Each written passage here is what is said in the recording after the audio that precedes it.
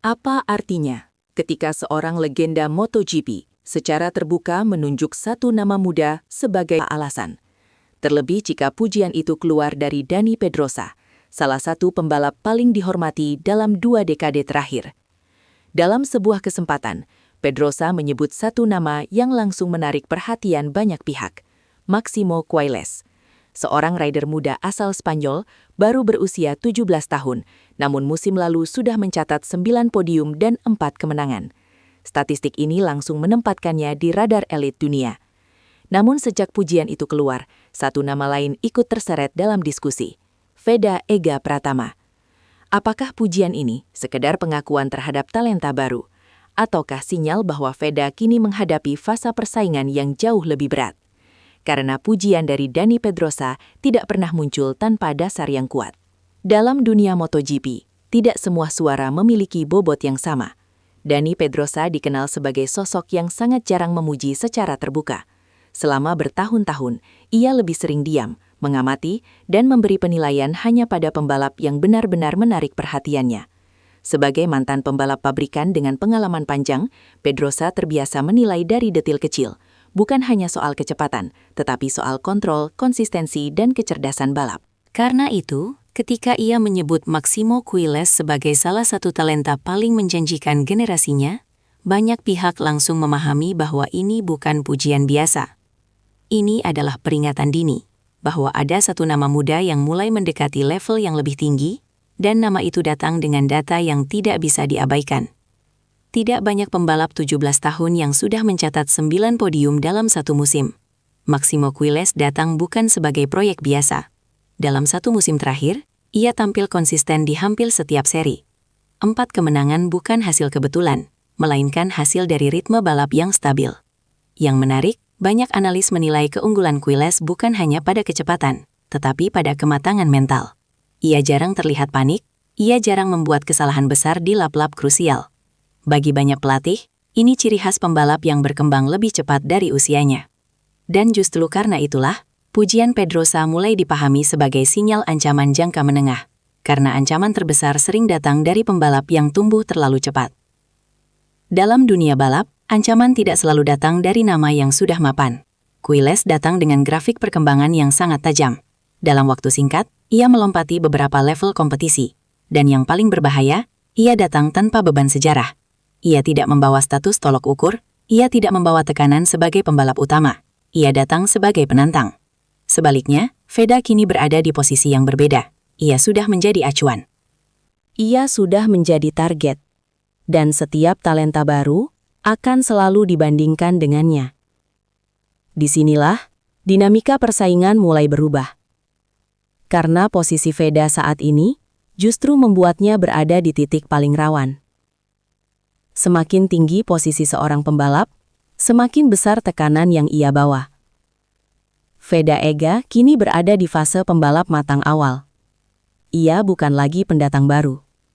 Ia sudah melewati fase adaptasi. Ia sudah merasakan tekanan podium dan ekspektasi publik.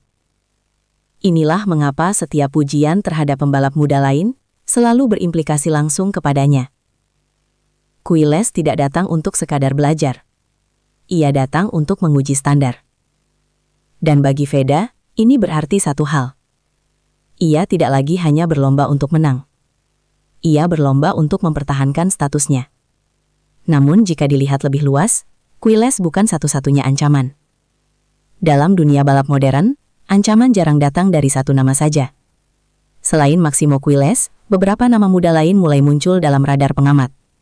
Di antaranya, Uriarte, yang dikenal memiliki kecepatan murni tinggi, serta Hakim Danish, rider muda dari kawasan Asia Tenggara, yang mulai menunjukkan perkembangan sangat cepat. Para analis menyebut, generasi ini berbeda. Mereka datang lebih muda, lebih siap secara fisik, lebih matang secara data dan simulasi. Dan inilah yang membuat persaingan generasi Veda menjadi jauh lebih kompleks. Karena ketika satu generasi baru muncul bersamaan, peta persaingan selalu berubah drastis. Satu pujian dari figur besar bisa mengubah arah seluruh diskusi musim. Bagi Quailez, ini menaikkan ekspektasi. Bagi Uriarte, ini membuka pintu sorotan. Bagi Hakim Danish, Ini memperkuat posisinya sebagai proyek Asia yang mulai diperhitungkan. Dan bagi Veda, ini menandai satu fase baru. Fase di mana ia tidak lagi hanya menghadapi satu rival, tetapi satu gelombang generasi baru. Karena pada akhirnya, semua nama ini akan diuji di lintasan yang sama.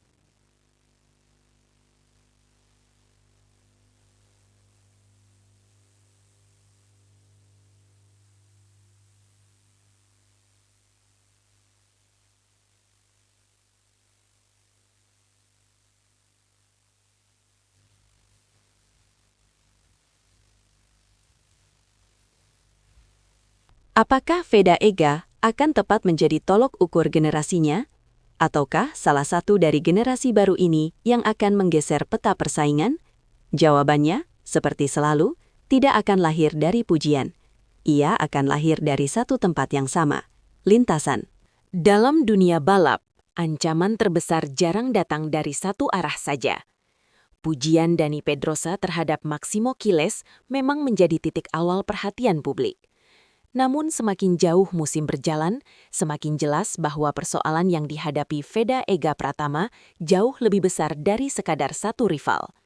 Karena tidak hanya Quiles yang mulai menekan. Di balik sorotan besar itu, muncul satu barisan nama muda yang perlahan membentuk gelombang baru.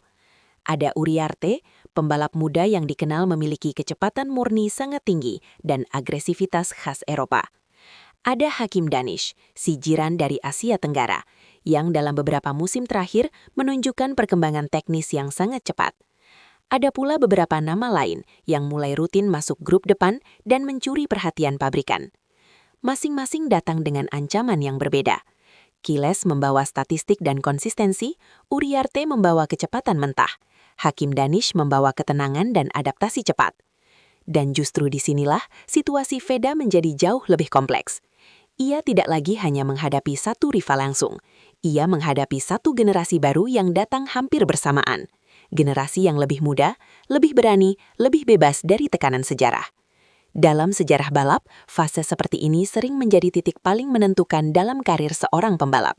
Karena di fase inilah, seorang pembalap harus membuktikan satu hal penting, bahwa ia bukan hanya cepat di satu periode, bahwa ia bukan hanya unggul karena lebih dulu matang, tetapi bahwa ia mampu bertahan ketika banyak penantang datang bersamaan. Dan inilah tantangan terbesar Veda Ega saat ini. Bukan mengalahkan satu nama, tetapi bertahan dari satu gelombang. Gelombang Quiles, gelombang Uriarte, gelombang Hakim Danish, dan gelombang generasi baru yang terus muncul setiap musim.